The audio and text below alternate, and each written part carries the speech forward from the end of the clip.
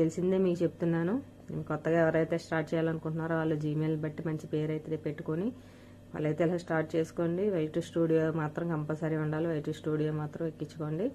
దాని ద్వారానే మనకు తెలుస్తుంది ఎంతమంది సబ్స్క్రైబర్లు వచ్చారు, ఎంతమంది మనం రీచ్ అయ్యాము, ఎన్ని వ్యూస్ అయితే వస్తున్నాయని చెప్పి మనకైతే తెలుస్తుంది. కానీ కంపల్సరీ ఎప్పటికైనా రీచ్ అవుతారు. కంపల్సరీ ఏదో ఒక వీడియో అయినా వైరల్ అవుతుంది.